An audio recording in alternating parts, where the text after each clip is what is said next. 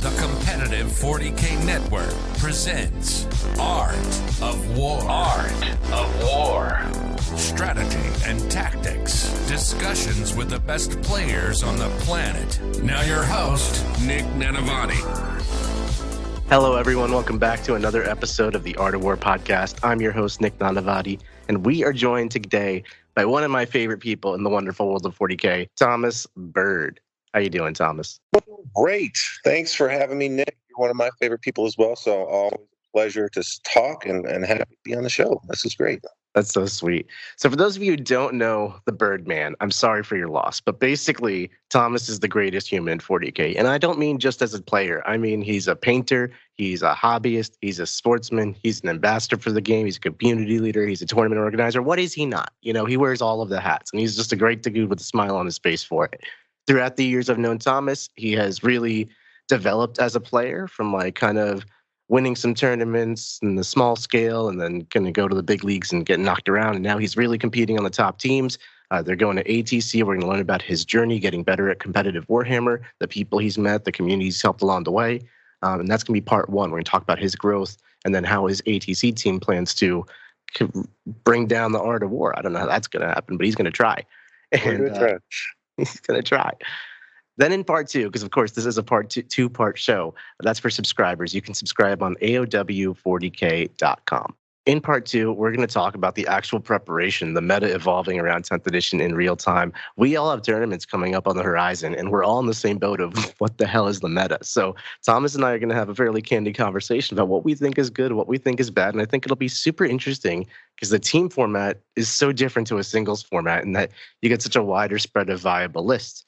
In singles, it's kind of like Eldar is pretty obvious. And, you know, maybe things that can't hang with Eldar just lose to Eldar. But in teams, there's only one Eldar player. You know, you got a lot of variety in terms of what's really good, what's really bad, and what's really sideways.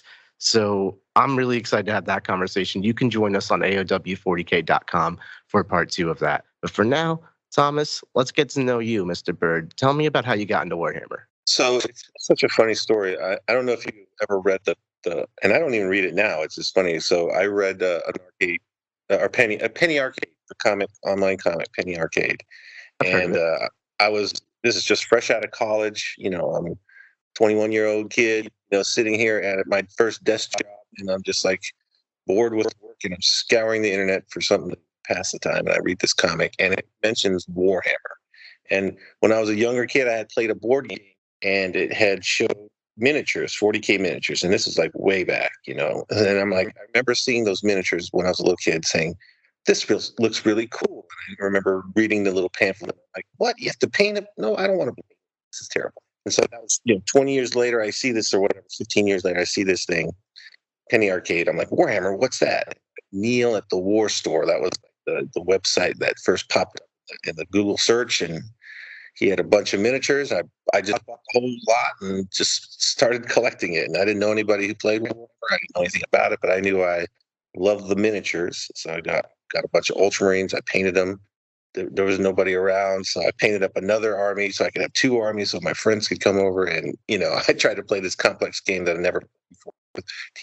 Let me cut you off real quick, because like most people don't really get into Warhammer on their own and just like collect and then like don't have anyone to play with and try to teach themselves. They usually like get in with friends or like have a community that they're joining. You took the opposite approach here. I did, and I was all in. It was 2 years doing this by myself before I finally decided I was going to go into a GW store and play a game against a random person, right? And you're like, I'm super shy. I don't know these people. I'm trying to how do I start a game? And I really haven't played, but I want to, I show up with this fully painted army. I was playing Tal. That was my second army. And I have the game against this guy. He's like, and he totally gives me the worst, the worst game of my life, right? Like I recognize that this guy's not a nice guy. And I don't want to have games like that. So I think it really shaped how I go about playing the game, how I introduce new players, and just how I at least try to treat everyone when I play the game. Like I want to have a fantastic, fun game. I want to have any gotchas. I want to make sure we're all playing on the same page. And this guy was like all about, just winning against a new player. And it was eye-opening. So I took that experience. I didn't let it deter me at all. I'm like, well, I know this guy's no good, but I'm going to keep playing, right? So a lot of people, you take that experience and say, this isn't this is no fun at all. I'm not going to do it. I was hooked again, and it was enough to empower me to go through all that. So eventually, I met some good people, and they brought me into their circle, and here we are. That's really awesome. And honestly, it's one of the things that really stuck out to me when I met you is just how inviting and how welcoming and kind you were. Like your approach to life, I suppose, is very much translates to your approach to the game. And I think it's really, like you said, very easy for somebody to go to their first GW store event or game or whatever, just any local store, and play a random person and have a bad experience, especially if they're gotcha hammer, just like try and take advantage of your lack of knowledge or any of that stuff. And like, for what purpose, to what end? And then you as a player could very easily get dejected and like, this game sucks. I don't want to play people like this, and then just quit.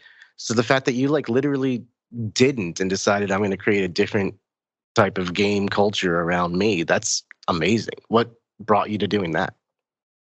When I get passionate about whatever it is that I'm passionate about, I'm like all in on it, right? So I don't think that anybody could have dissuaded me, because I was so hooked on the lore, the models, everything about it, that I was going to be determined if this guy's not going to give me a good game, like you said, I'm just going to go find somebody else, and then by sheer force of will, if I have to, I'm going to make it fun for everybody, right? So that's kind of how I approached it. And we have a big community here where I'm at in Atlanta, and I'd like to say that I'm kind of part of the central part of that. So like my passion kind of expands to everybody that I try to play with. So. Yeah, I've definitely noticed that you're kind of like the center hub for an entire gaming group of people that are all, in my opinion, really awesome people, really solid gamers. So that's amazing that you brought that together. One of the things that I've found, and kind of inadvertently, is that through years of doing this podcast, I'm interviewing people who are typically very good at this game, winning tournaments and doing stuff like that. And then I often ask them these questions about like how they got into the game and more about their personal life in relation to the hobby. And it's a common trend, I find, like people elevating people being community leaders, people being good beacons and ambassadors for the hobby, also being good gamers in terms of play skill and generalship and all that, and winning tournaments. Do you think there's a correlation there, or is this just like the type of person that wins tournaments also is a community leader? Like, is this coincidence? What do you think? Well, I think the nature of the game is it's a social game, right? Like, so you have to, interact with the person across the table from you. There's certain set of skills that you kind of pick up playing the game, right? There's certain mindset that kind of goes into it. There's a lot of effort, work that goes into it, right? So as you start playing other people and you interact, you recognize the level of effort that they put in. You have a social interaction. You become friends, and you have this shared interest, right? So now it becomes more about just that one-time interaction. You become friends. You have a group of people. You shared common interest, and you all want to enjoy that thing that you're doing together, right? So we're playing Warhammer. We want to make it fun.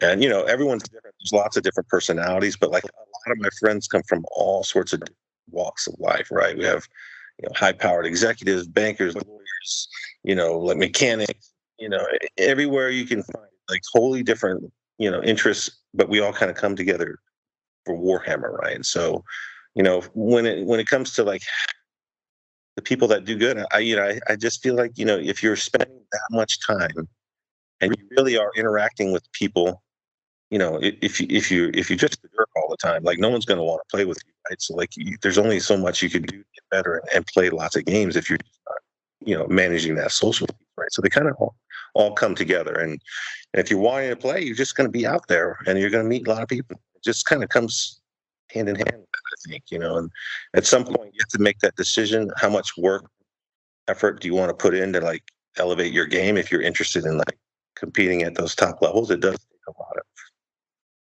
effort and work. It's just not like you just show up and win. At least not for me. But I promise not for me either, Thomas. But I think also, from my perspective, I'm 46, I think, right now. I always have to check my math, but it becomes less about winning. It's more about those interactions with my friends, right? Like that's the part that I'm striving for, right? How can I have a great game? Super competitive. I'm super competitive as a person naturally, but like ultimately, I don't care if I win or lose if I have that great interaction. Like, so if I get to play you, Nick, that's like we have already won, right? No matter what the outcome of the game is. Right? It's true. When I play you like randomly at a tournament or even just like at your house, I'm like, this is gonna be a great game. Love those games. Typically, you whoop me, so like it hasn't been like it's a great game. No, it's good though. I do genuinely love playing you, Thomas. Like, not only is it just like a sporting thing, but you do go above and beyond. I would say more than most people to make sure your opponent is really having a good time. I can only imagine how many best sportsmen you have sitting on your shelf. I do try. So it's funny if you've never seen me. I'm this big guy. I'm like 6'7", and I'm usually like and hollering. You literally will sometimes be rolling around on the floor laughing. You never know if I'm winning or losing. Because I'm just being a goofball and having a good time. So I'm usually pretty animated about it, and I try to make sure my opponent is having a fun way, the other. So I try to make it fun. It's funny because when we play my friends, every day, right? It's not the same because they know how I am, how they are. We know our little buttons to push and dot, and we're all talking trash to each other. So when you play a new person or somebody you don't really play often, the interaction is a little bit different than when you play with your friends every day. So it's funny to kind of see the difference because they're like, man, how do I get that guy to play? You're not like that at home when we're playing in the basement. So it's funny, but I think a lot of people, that's just a natural human thing. They get more comfortable with people they've met a bunch of times or friends with. The people you regularly play with, you're going to play with differently than a total stranger for the first time in a tournament. But I feel like you can connect with a total stranger at the first time in a tournament in a very unique and genuinely fun way. Where a lot of people kind of go through the action transactionally, like we're playing a game of Warhammer, let's get through this. And sometimes you make a really great friend there, but not every time. And obviously you're not going to be friends with every single person you run into, but there's definitely a ratio here. And Thomas, you make friends with a lot of people. What is that process for you? How do you do that? Well, for me, I genuinely love the game, right? And so every opportunity to play the game is fun. So like when I'm playing a game, whether I'm winning or losing, I'm always looking for opportunities to, enhance that experience, right? How can I have fun in this little moment or this little objective? Did this character do something fun? And in the concept of the game, right? Sometimes you're going through the motions or you're just checking the math or you're doing the things, but like, you try to build into these scenarios opportunities for fun, right? Maybe the dice go crazy, or maybe you're like, I'm going to make this long charge, and it happens, and you build it up, right? So there's this narrative of expectation, and it's kind of like I've been told you're getting on the Thomas roller coaster, right? Of like highs and lows of all these things that are going to happen, right? Because we're all like, I need this on the dice to happen, or you call this dice when it does happen, right? So like, you just try to, and you cue off your opponent, right? Like so you try to, build scenarios for them, like so then they're participating in the roller coaster ride with you. You want to be riding the roller coaster by yourself, and then when you celebrate their successes and you commiserate when it doesn't go well, and you try to manage that, right? And some people have a more high tolerance for that. So like if they want to just play their game and they're not really participating, you try to get them to, but it's not a forced thing, right? We're trying to enjoy this together, right? And it's kind of just as you play somebody, you kind of get a feel for their temperament and their personality, and you try to draw out the parts that, where they're having fun. Right? I think if they have fun, if you put effort into making them have fun, you're going to have fun too, right? Like that's just the nature of how people are, right? So not everyone can jump on that ride, but I think that's the game I try to play. I really actively play a second game of how can I make it fun for my opponent, and then ultimately make it fun for myself, right? So how do you reconcile that with also competing? Obviously, you are very into the hobby and the community and making that actual connection with your opponent, and you put that first and foremost clearly, but you're trying to win this game. And like sometimes going for that long charge or making this moment cinematic or hype, it's not conducive to a tactically sound strategy. Like oftentimes the best path is chilling out and not doing too much exciting stuff and just camping on your points, something like that. How do you balance that? My play style is not that way, right? So I actively will like sabotage myself sometimes just to try to make it more entertaining or exciting, right? I'll make those choices where it's not into my best advantage. So you just kind of like pick and choose it, right? Like, if you're playing a game and like, I don't know that it's an active calculation. You just kind of, by the seat of my pants, how I'm feeling in that, right? So if you feel like it's close, you feel like, maybe I would have a much better percentage chance, but I think I still can do it. You kind of like gauge it. But like, again, I kind of get caught up in the moment. I'm trying to have fun.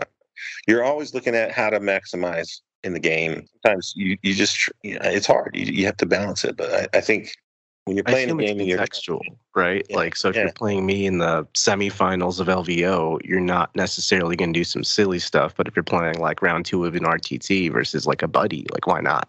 yeah, yeah, and like it's not always like, well, I'm just going to do something just dumb just for the sake of having a laugh. You're going to try to make this smart play, but I'm also going to make a story out of it, or here watch how I do this great move, and I'm like positioning all the guys, and you're going to talk it through, you're going to narrate it right as you're like, this is the move I'm about to set up. Are you ready? And you just kind of like you build it up, right? It's sometimes it's just about setting the moment for whatever thing it is that you want to happen, and then if it happens the way you said it, then you've told the story kind of in advance, right? So not always is it about a goofy thing. It's sometimes it's hard to describe, I guess, without seeing it. And I don't do it consciously, right? It just happens in the game. I've done it perform that way. That's just the way it played. Interesting. So most people don't. I've never had anyone describe that as like an attribute to their play style. So from a strategic standpoint, what would you say your approach and standpoint and strategy to the game is? So I've been playing Ultramarines for forever and ever. So I think most of my play style kind of lends to the way I do play Ultramarines. And that's kind of like, I'm very much character-oriented army. I love lots of characters, giving out buffs. I love. I don't like losing models. I don't like losing models, so I'm all attached to my individual guys. These are my buddies, right? I call them. Don't hurt my friends. And I played Votan for a while there, right? So I definitely I would always make jokes about, if you hurt my friends, then you would get a judgment token, right? So don't kill my friends. So it's always about armies that are like durable, or elite. That's the kind of play style I'm very conservative at. I don't really have armies that are super fast. It's just plotting. I'm going to micromanage this movement. I'm going to shoot you and fight you to the best of whatever this army build is. But it's kind of very precise and tactical in that kind of sense. But that's really kind of, it's hard to say. I don't. I like toolbox armies. I like to have 100 options to do one thing, and I'll spend inordinate amount of time to like tweak 5 points here, 10 points there, which is much harder now in 10, to account for one edge case scenario, right? So like you play 100 games and you can't build the army that beats everything, but I will try to do that, and that's how I like to play the game, right? So interesting. So you said you don't like toolbox armies, but it sounds like I do. Oh, you do? No, I absolutely do. Yeah. Okay. No, I want every option to deal with every scenario, even if it's like I need to roll 5 6s in a row. I'm going to build that plan to 12 to make that happen. So I'm very similar to you in play style. I also love the toolbox approach. You bring an entire toolbox. It's on you as the general to figure out how to use it. And I've played against you. I know you're a super tactically precise guy. You're positioning. You love your heroics and your fighting and your combat phase minutia. It's very solid play, very tactically solid play. But one of the things you also mentioned is that you don't really play fast armies, Ultramarines, OTAN, right? So me personally, I'm a toolbox player, but I like speed. I play Drukhari, I play Craft Worlds, I play Demons, I play the fast stuff. So to me, speed isn't inherently one of the most useful tools I bring in my toolbox. Like just being, it's so good. It's absolutely good. It is, and I think some of the I choose is from my army is just like I just don't use all the tools, right? Like either they don't have it in the army naturally, like just by action choice, or the play style of some of those units doesn't jive with the rest of the army's flow. So I don't like expendable guys, and like the notion of, well, I just need to run out here and get this point real fast. I know these guys will die and have a trading piece. Like I played Sisters for a while, and we took that to a team. I hated playing so much, and that was what it's all about. Here's the calculation on I trade and you trade, I trade and you trade. I could not stand playing that army. I was so dejected after that tournament, after playing. So I was going to say something like Land Speeder Storm with some scouts would be a great little addition to your Space Marine force. Oh, I had it, and I hated it. I'm like, I always wanted them to do something, right? I wanted those guys to do some work. I couldn't just like throw them out there to die, right? I'm making the story. Like if this scout sergeant kill something, right? Like I'm just trying to do crazy things with them because I couldn't just let them just do nothing. Which they're scoring points, they're not doing nothing, right? But I couldn't. It's hurt my soul. You want you guys to do something. I want all of them to do work. That's like they're in my mind. They're all doing work. So I'm all about getting work units in. So Do you think that's a mentality that's held you back as a player? sure, I'm absolutely sure it has. I always make some non-optimal choices just because, and it's conscious, right? You're like, I know this is not the best choice, but whatever. I'm taking this, chapter champion because I like him and he does things. I lost to the chapter champion. Talk no smack on that guy. So good. Oh, I tell that story all the time, Nick. It's like the one when you got against me, the chapter champion 6-inch heroic. I'm got. Man, you thought you were so clever, and I was like, I know what he's going to do, and he doesn't know that I know. Right? And you thought you could just position block me, tag this drop pod, and we can't not tell the story now. So basically, this is a while back. We're playing a charity hammer for it's literally a charity event, and I'm playing Sisters, ironically, and Tom's is playing Space Marines, and he has this drop pod. He just puts it in front of my army. I'm playing Bloody Rose, combat everywhere. And he just puts all the doors down. And I'm just staring at this. And I'm like, Thomas just lost this game. What is he doing? I have fight on death. I have Repentia. I'm going to be unshootable once I tag this drop pod, kill all the Devastators that just got at him. What is he doing? And I get my army out. And I'm ready to charge with Zephyrim and Repentia and all this good stuff. And I'm I spent 5 or 6 minutes staring at my charge phase. And it dawned on me that I have already committed, we're in my charge phase. My army's moved, it's shot, whatever. And there's no way I can charge how I want to charge without getting 6-inch heroics and fighting last of the Justiciar and absolutely killed in this combat. And I walked straight into it. It was so good. And then I'm when I put the guys down, I'm usually very, I'm measuring, you can see everything. But I'm in this scenario, I knew Nick was looking and I didn't want him to catch on what I was doing. So I positioned guys. I just kind of eyeballed where the 6 inches to the edge of this drop pod where I knew he was going to try to tag it. And I'm I just pushed that guy, 6 character over there and up nonchalant about it. And then I'm going, this is. It was skillful. It was a beautiful artwork you did, Thomas. I remember good. He when you go to measure your guy and you're like, is this guy? I'm yep. And then he's did get it? Yep. It's happening. Are you still going to charge it? He's I have to. And I'm oh, great. He's can you fall back and charge? And I'm I can, So I was able to charge. I tried to charge, Celestine right after that. So it's funny. I made this. This is the moment, right? So we build this up. We're talking all this stuff.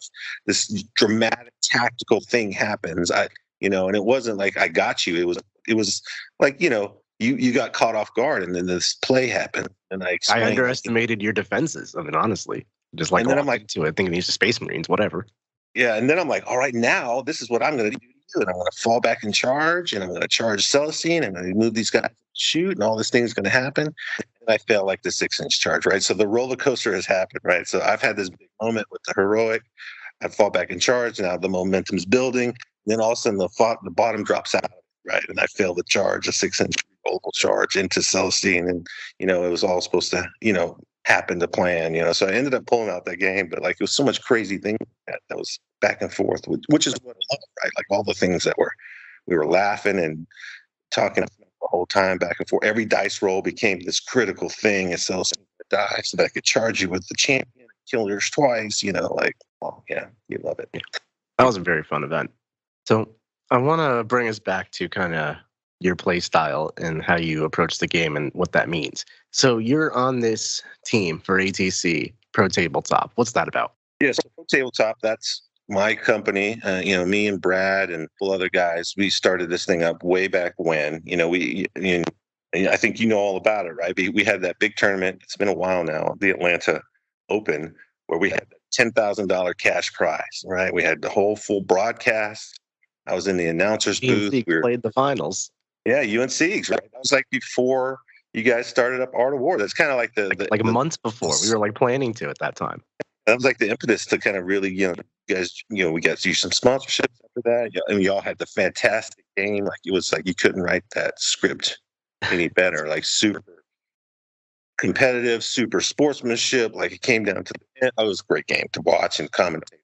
But anyway, so we had that big tournament.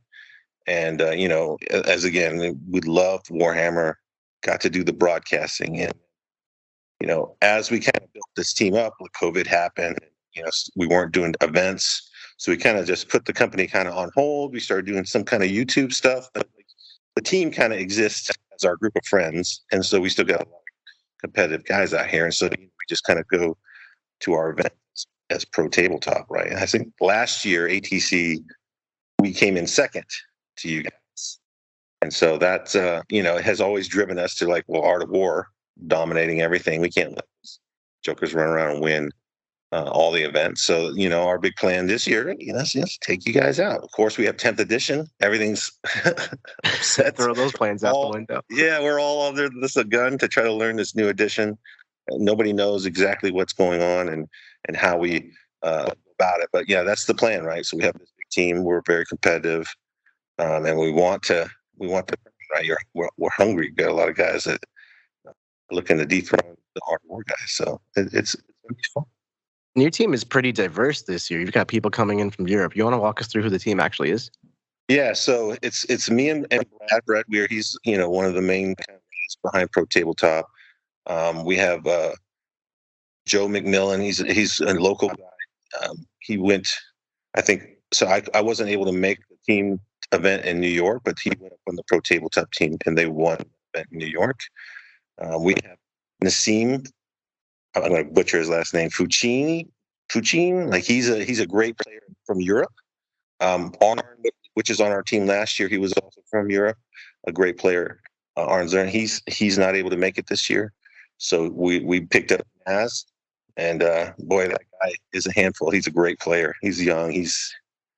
Awesome. He gets a lot of games. He's the guy that's playing 6 games of TTS every day against all the things. So like he knows a lot about all the different factions. But it's interesting his insights and his takes because he plays a lot of WTC, and so their mindset, their terrain format doesn't always translate to the American side. So we always have back and forth the arguments about how that works here versus there. So it's always good conversation with him about how things work. So you have a lot of team experience on there. Like obviously you've been adept on teams for a while, and then this team is now playing on Team England. And then who is the 5th member? I'm sorry. It's Jaime Paris. Jaime Paris. Of course. I just missed the name. He's if you don't know him, of course, he is. He's from Spain. He's a great ambassador of the game as well. First time I met him, he was actually showed up at our local store. He was going to Georgia Tech. I'm a Georgia Tech grad. He came up and he said, "Hey, you guys want to play a game?" And we're like, "New guy." I'm like, "Hey, absolutely, sure, man." He said, "Well, I want to play a competitive game. Do you guys play competitive games?" And it's Damien and I that were sitting there. And we looked at each other, and I'm like, I'm not sure how to answer this question because I'm like super Mr. Competitive. And I'm like, yeah, we play a few competitive games. Yeah, we'll play. I'm like, well, what you got? What you playing? He's like, I'm playing Ultramarines. And so I knew right away we were going to be buddies, right? So we played, and I'm like, well, I have Ultramarines too. And I put Jaime through the ringer during that Ultramarine battle. So we naturally became fast friends. He's jumped up and he's a fantastic player. Like he's way better than I am. He's he's going to the teams USA, right? Like he's doing all the good stuff, man. So it's great to have him on the team. He's doing his masters in Boston, so he's not local here anymore. We get to play as many games together. But it's always great to see him, and we get a pretty stacked team. So that team is really stacked. You guys are bringing your A game. I'm excited to talk about it. So. Basically, we're going to talk about, I guess, what you guys are thinking in terms of the meta in team comp. And, I'll share my secrets. You'll share yours. Why not? And it's all the Wild West with 10th anyway. So, yeah, we're back away from it all changing, right? Like, who knows if they're going to. Right. I mean, what I tell you today is going to change in 2 weeks, I promise. But it's still pretty awesome. So, I hope you guys enjoyed this part of the conversation with Thomas Byrd. Thomas is a great guy, great ambassador of the game. You can hear it in the way he carries himself and the way he talks about the game, that he puts his opponent first and really puts that sportsmanship up there. And that's absolutely why we got him on this episode. It's one of the biggest mantras that Art of War tries to embody is sportsmanship and being a good ambassador for the game and playing the game in a sporting, gentlemanly way.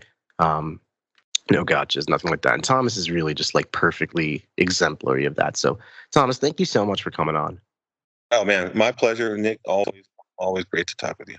Yeah, always. So, I know this episode maybe not as Warhammer technical as we typically have on the show, but fret not, my War Room subscribers and my Art of War patrons. For those of you who are subbed on AOW40k.com to get access to part 2 of the show, Thomas and I are going to get deep in the technical jargon of this game. We're going to go straight into what we think is good, what we think is bad, what we think the meta is, what we're designing with our team comps, and like why, the ideas of defenders and attackers and that team environment, the different jobs that different factions have to play in terms of how many points they score. There's so many factors to the teams, especially in a wide open meta like 10th edition.